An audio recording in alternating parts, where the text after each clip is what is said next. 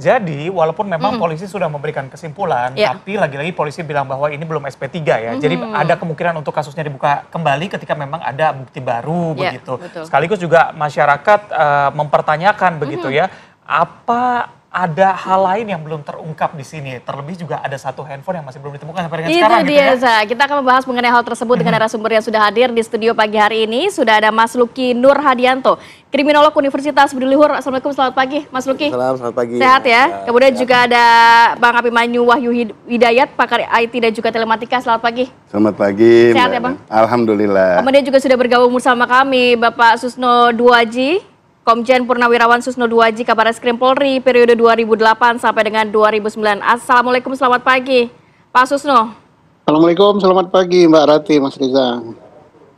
Ya, saya mau ke Pak Susno. Pak Susno, kalau melihat ini kan sebenarnya Polda Metro Jaya walaupun sudah rilis, kemarin juga menjadi sorotan publik begitu ya, tapi belum secara resmi menegaskan bahwa SP3 belum diterbitkan. Berarti meskipun penyelidikan ini sudah disimpulkan tidak ada unsur pidana, tapi dugaan bunuh diri, tapi masih mungkin ya untuk dilanjutkan. Dalam arti nantinya setelah menemukan bukti-bukti baru ataupun kalau ada permintaan dari pihak keluarga. Baik, saya akan menyoroti dari bidang saya, ya, penyelidikan dan penyidikan ya. Pertama, penyelidikan itu tidak ada penghentian gitu. Berjalan terus, nggak ada penghentian penyelidikan, dibuka aja di hukum acara kita. Yang kedua, mengapa sampai Polri berkesimpulan sampai saat ini ya, maksudnya berkesimpulan sampai saat di press release kemarin ya. Pertama, bahwa apa yang dilakukan oleh Polri dalam melakukan penyelidikan sudah on the track ya, sesuai dengan SOP, sesuai dengan hukum acara kita yang berlaku. Alat bukti yang dikumpulkan, baik alat bukti sesuai 184, saksi, ahli, dan sebagainya sudah dilakukan, termasuk pengumpul. Dan alat-alat bukti yang berupa physical evidence, yaitu sidik jari, kemudian dari HP, laptop, kemudian CCTV, termasuk juga alat bukti berupa hasil otopsi pisem luar dan pisem dalam yang menentukan penyebab kematian, didukung dengan alat-alat bukti yang kesaksian dan sebagainya, kata sampai 24, dan itu sudah dipertanggungjawabkan di depan pengawas Polri, yaitu Kompolnas, ada juga mengundang Komnas HAM dan juga pakar-pakar gitu kan. Kemudian Polri berkesimpulan bahwa sampai dengan diumumkannya kemarin belum ditemukan adanya tindak pidana, dan berkesimpulan bahwa sesuai dengan hasil otopsi bahwa penyebab kematian adalah akibat dari pernapasan gitu ya, yang tidak masuk oksigen tentunya ya. Kemudian mengapa sampai demikian? Yang dipertanyakan oleh publik mungkin yang lebih besar, lebih menyangkut kepada masalah motifnya. Mengapa kesimpulan kepolisian itu, kalau kesimpulan kepolisian mengarah kepada tidak ada pihak lain yang menyebabkan kematian itu, berarti dirinya sendiri. Nah, kalau dirinya sendiri apa kesimpulannya? Nah, terus orang mempersoalkan motifnya, mengapa sampai demikian. Nah, motifnya itulah yang tidak dipublikasi oleh Polri kepada publik, tapi yakinlah bahwa itu sudah disampaikan pada pihak keluarga terdekat ya. Nah, sekarang bagaimana keluarga terdekat kok tidak menyampaikan juga motifnya? Tentunya hal-hal yang menyangkut privasi ya, dan itu dilindungi oleh hak asasi. Termasuk Polri juga tidak akan menyampaikan hal-hal yang akan mengganggu masalah privasi keluarga, itu menyangkut hak asasi manusia ya. Jadi cara menyampaikannya dengan sedemikian hati-hati gitu. Nah, tentang misalnya kami tidak yakin dia melakukan gitu. Nah, soal dalam kasus ini bukan soal yakin atau tidak yakin, tetapi menyangkut masalah pembuktian. Pembuktiannya bagaimana? Standar pembuktian kita adalah hukum acara. Hukum acara pidana, di situ ada alat-alat bukti yang menjadi tolak ukur yang harus saling bersesuaian. Dan ini sudah dilakukan oleh Polri gitu. Melakukannya apa? Otopsi sudah, pisem luar sudah, pisem dalam sudah, dan itulah yang menyebabkan terlihat lama sampai 3 minggu. Polri baru mengumumkan. Mengapa lama? Karena hasil visum itu tidak bisa didapat oleh Polri sendiri karena Polri tidak melakukan itu. Itu adalah menyangkut disiplin ilmu lain, termasuk juga membuka HP, membuka laptop dan sebagainya. Itu disiplin ilmu yang lain. Jadi kalau soal motif Polri sudah yakin jelas sekali gitu. Dan bisa kita dengar dari Pak Luki nanti dari ahli kriminolog gitu ada beberapa alternatif motifnya yang disampaikan. Tentunya tidak menohok kepada salah satu gitu. Baik. Bang Luki gimana? Apakah Anda punya kesimpulan yang sama? Ya, saya masih melihat kasus ini sebagai salah satu bentuk anomali ya. Ada 3 aspek yang kemudian bisa kita kategorikan kenapa kemudian menjadi anomali. Yang pertama dari diksi yang kemudian digunakan saat rilis kemarin Polda Metro Jaya, ada diksi yang kemudian dalam konteks kriminologis ini berbanding terbalik, opposite. Jadi korban ADP dalam hal ini, maka secara umum kita akan menganalogikan bahwa akan ada pelakunya. Atau kemudian jangan-jangan pelakunya adalah dirinya sendiri dalam konteks victimless crime. Anomali yang kedua adalah dalam konteks bagaimana runutan kasus ini berjalan, ada 3 aspek juga. Yang pertama kita disuguhkan satu dalam tanda kutip season di mana ini terindikasi sebagai local mystery misalnya seperti itu. Namun dengan TKP yang cukup bersih. Minggu kedua maka kita disuguhkan lagi pada premis-premis adanya asfiksia misalnya seperti itu. Jadi asiden, adanya kecelakaan karena ada berbagai bukti seperti misalnya plastik atau bahkan kemudian dalam konteks ini adalah lakban. Yang season yang ketiga kita dikerucutkan lagi dengan munculnya berbagai temuan bukti baru misalnya yang disuguhkan oleh pihak kepolisian, maka secara tidak langsung kita mulai mengarah kepada Guardian bahwa ini adalah salah satu bentuk misalnya apakah kemudian terkategori sebagai suicide. Nah, anomali yang ketiga ada tadi juga disampaikan Pak Soe, jika memang ini adalah suicide dan kira-kira kita bantah, maka saya menggradasi atas 3 aspek. Yang pertama dalam konteks altruistik. Jadi apakah memang yang dilakukan oleh almarhum ADP ini adalah salah satu bentuk upaya untuk menahan sesuatu gitu, atau kemudian ada upaya pengorbanan untuk menutupi sesuatu, atau bahkan jika sesuatu aib ini misalkan sampai terekspos oleh publik, maka tidak hanya dirinya tapi kemudian keluarga. Yang kedua ada dalam konteks egoistik. Jika memang tahapan karir dia sudah cukup tinggi, jika ya ini seringkali dilakukan oleh public figure yang berada pada top of the top performnya ya, maka mereka akan menganggap bahwa apa yang dia capai ini sudah selesai. Jadi pilihan terakhir adalah jika memang dia bisa melanjutkan atau kemudian dia mengakhiri hidupnya. Kemudian saya melihat lagi perkembangan kasus ini, maka dalam kondisi ini bisa jadi kita kategorikan sebagai anomik. Jadi ada kondisi di mana dia mengalami suatu kegundahan gitu ya, atau mungkin nanti bisa ditandaklanjuti lebih lanjut dalam konteks adanya yang kita kategorikan dramatization of evil di sana.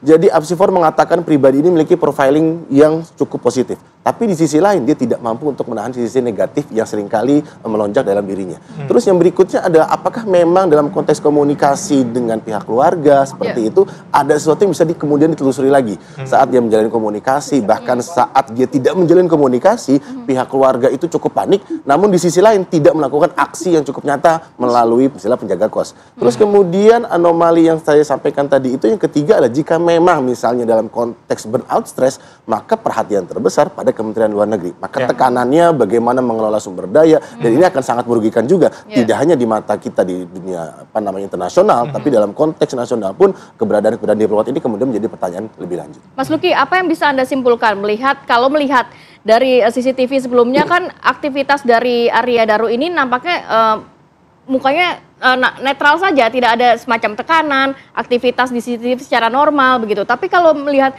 ada bukti chat Arya Daru di tahun 2013 yang menghubungi lembaga kesehatan dan lain sebagainya, apa yang bisa Anda simpulkan dari situ? Ya, kesimpulan pertama sebenarnya ada 2 perspektif kalau saya lebih senang mengkategorikannya seperti itu. Yang pertama adalah zonal crime scene di sana, bahwa saat kemudian kita terkungkung pada TKP yang berada di kos-kosan, sebenarnya kita cukup terbatas pada keberadaan di situ. Tapi saat kemudian tadi Mbak Ranti menanyakan bahwa ada keterkaitan misalnya dengan titik-titik di mana dia beraktivitas, maka kita kembangkan lagi yang kita kenal sebagai point to point crime scene di sana. Jadi ada 3 akhirnya, TKP dari kos-kosan, terus kemudian pusat perbelanjaan sama dengan Kementerian Luar Negeri. Masing-masing ini akhirnya bisa kita lihat bagaimana kemudian gejolak yang dialami oleh almarhum. Seperti misalnya jika memang ini ada di kos-kosan, maka personal diri almarhum itu kemudian menjadi terekspos. Meskipun saya tidak bisa lebih lanjut lagi gitu ya, menganalisis CCTV secara lebih mendalam. Yang kedua, di pusat perbelanjaan, maka interaksi apa yang kemudian terjadi oleh almarhum dengan pihak lainnya. Ini yang seharusnya kemudian bisa menggradasi apakah memang ini terkategori sebagai suicide atau bahkan dalam konteks accident. Yang ketiga, tentu dari Kementerian Luar Negeri, maka tekanan terbesarnya jika kita lihat adalah bagaimana suatu birokrat yang terjadi di sana atau kemudian stress burnout yang memang terindikasi misalnya ya terjadi di sana atau bahkan di tahun 2013 misalnya seperti itu. Nah, jika memang pertanyaannya 2013 maka harus ada aspek resistensi yang kita kenal. Jadi 2013 sampai 2015 lonjakan-lonjakan seperti inilah yang seharusnya bisa menahan diri almarhum. Tapi di sisi lain dalam konteks orang yang melakukan aktivitas yang cukup berani seperti ini, maka ada satu stimulus yang kemudian bisa dibuktikan melalui digital forensik. Oke, dari bukti-bukti yang ditampilkan ke publik ya, Abah, kita lihat ada bukti CCTV begitu ya. Dari perilaku yang ada di CCTV, kira-kira apakah ada keanehan di sana yang ditemukan sama Abah?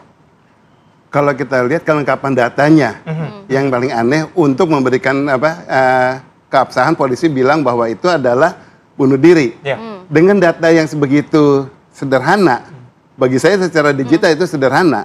Ya, kemudian bisa menyimpulkan lalu tidak ada orang lain yang terlibat, terlalu dangkal dan terlalu cepat, prematur banget. Sebagai contoh sekarang, pada saat dia dibilang ada ke rooftop, ya ada di memang dia di rooftop. Tetapi saat dia keluar masuk dari rooftop harusnya ada rekaman yang kelihatan karena semua kelengkapan CCTV seperti itu. Kabarnya melalui tangga darurat begitu ya, rooftopnya ya. Apapun mau dari tangga darurat, mau dari lift kemudian pindah tangga darurat, ujuk-ujuk atau dibilang mendadak ada di rooftop pasti ada pintunya. Ada pintu pasti kan karena di situ dimonitor siapa yang akan naik dan turun karena di sana ada helipad. Ya kan jadi akan dimonitor ke sana. Oke. Kemudian saat di elevator ya selagi belum sampai dan nggak darurat dia naik elevator dulu kan, tidak ada informasi itu. Saat dia pulang di lobi harusnya ada di rekaman CCTV, tidak ada, tidak mampu ditunjukkan sama kepolisian. Kemudian saat dia kembali dari baru pulang ke kosan, sebelum yang ada videonya dia buang sampah, ya kembali ke kosannya nggak ada rekamannya. Padahal harus ada kelengkapan di situ untuk memastikan betul kalau waktu dia ada di rooftop itu masih di Kemenlu, kemudian dia pulang. Kalau bisa memberikan rekaman yang dia buang sampah, balik ada orang seliweran, semudah untuk memberikan informasi kapan dia pulang, jam berapa rekaman di situ pasti bisa ada. Terlihat ya? Tidak bisa terlihat. Termasuk mungkin CCTV saat lagi di pusat perbelanjaan juga tidak ada nampaknya ya? Di mana-mana pusat perbelanjaan nggak ada. Yang di teras waktu dia rekaman umpamanya di pelataran juga tidak ada.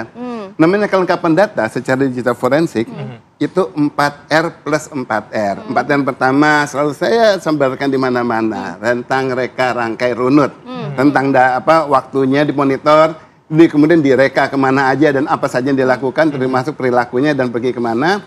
Kemudian dirangkai semua video tersebut, kemudian dirunut, ya dirunut kepastiannya. Nah 4R yang berikutnya data-data tersebut harus pertama retrievable yang dari ada yang ada sini. Kemudian dia rateable, bisa di rating benar-benar mana yang data yang sah, valid untuk review, mana yang enggak. Kemudian rectifiable, berani mengkoreksi kalau ada temuan-temuan yang kurang valid. Ada yang dianggap ratingnya baik, tapi ternyata informasinya itu kurang sah, kurang valid. Ya, terakhir reconstructible. Ya, nah hal itu tidak bisa dilakukan polisi. Dalam arti gini, polisi sudah berani menjabarkan ini semua kepada publik demi transparansi publik. Tetapi transparannya setengah transparan dalam arti ya hal yang penting harusnya bisa diketahui oleh orang-orang yang mengerti. Misalnya kayak seperti saya dan kemudian banyak nggak hanya sendiri saya banyak kalau orang kayak gini bisa mengerti runutan di sini yang harusnya bisa seperti itu. Ternyata tidak terjadi. Abah, selain juga ini kalau kita melihat komentar-komentar netizen ya dari Abah sendiri selain juga melihat kelengkapan CCTV yang juga kurang dipublish oleh pihak kepolisian, ada nggak CCTV yang dinyatakan janggal secara visual? Mungkin dari time code-nya dan lain sebagainya. Oke, secara visualnya janggal adalah saat CCTV tersebut itu dia merekam, itu kelihatan sampai jendelanya saat dibongkar sama petugas ya. Itu angle-nya seperti itu.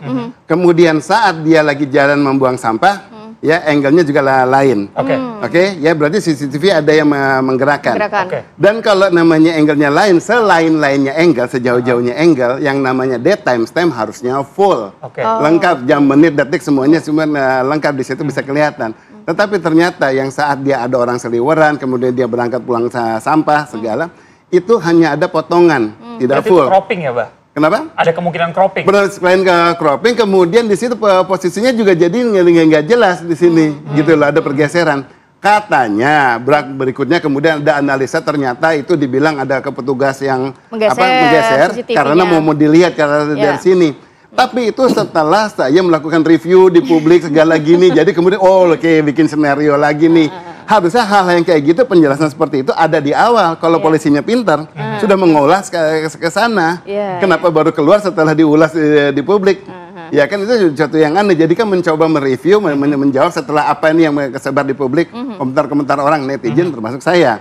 Dan kemudian saat membuka jendela, selalu saya bilang ini aneh, membuka jendela di pojok, jendelanya kebuka. Itu kuncinya ada di tengah. Kok bisa dari samping dicolek kemudian kebuka? Harus dicolek di tengahnya dulu. Ya baru bisa kebuka, nggak mungkin itu bisa terjadi. Dan orang yang saat masuk ke jendela melihat selalu mereka yang kelihatan adalah langsung dia melihat ke pintu kuncinya. Ya lah, kalau orang lagi mau cari masuk berarti pengen tahu apa yang terjadi di dalam. Pertama setelah buka jendela yang dilihat bukan pintunya, pasti langsung ngeliat ke dalam. Tibaklah hordennya mencari tahu, dinyalakan pakai HP flash untuk mencari apa yang terjadi di dalam. Kalau panik ternyata ada yang terbujur kaku, baru dibuka. Ya kan baru bukanya saya segera buru-buru. Ini bukan langsung hanya mau ngeliat ke pintu. Ini kayaknya rekayasa kejadiannya lagi gitu loh di sini. Nah, kejanggalan hal ini menjadi tanda tanya. Karena apa? Tidak bisa dirunutkan oleh kepolisian, tidak bisa dijelaskan. Tadi demi transparansi publik. Tetapi hanya sekedar orang lihat di pagar, kemudian dia waktu mau loncat katanya di atap kementerian di rooftop. Itu kemudian dia lihat di situ dan dibilang kan ada visum, tapi bukan saya orang IT nggak bisa ngomong itu ya, bahwa luka-luka di sini lebam macam-macam. Kompolnasnya sendiri ngomong itu terjadi karena dia lagi mau loncat kemudian nggak jadi, ada terjadi lebam-lebam. Loncatnya gampang banget, cuma ngeliat set nggak jadi. Bikin lebam, rentan banget orangnya. Ini kan sekedar analisa di situ bisa diterima oleh Kompolnas. Sementara saya bilang itu sangat dangkal. Semalam saya juga bicara sama Kompolnasnya. Terlalu dangkal untuk bilang langsung itu sebagai luka-luka lebam. Kenapa? Setelah dia ngeliat nggak jadi, dia jalan-jalan aja. Sedangkan kalau kita memang sakit, ada lebam, pasti abis itu jalannya dia akan kesakitan. Refleks begitu ya? Refleks lah. Banyak kok di anggota tubuhnya. Nah ini tidak ada bukti tersebut. Saya tidak bisa menganalisa kemudian luka-lukanya. Tetapi dalam arti gerakan gesturnya harus kelihatan. Di kamera itu kalau memang itu lebamnya disebabkan karena dia di rooftop. Nah ini jangan dibikin analisa ceritanya kayak gitu. Oke, baik. Pak Susno, ini dikatakan tadi transparan, tapi transparannya setengah-setengah. Mungkin bisa dijawab usai jeda, tetap bersama kami di Apa Kabar Indonesia Pagi.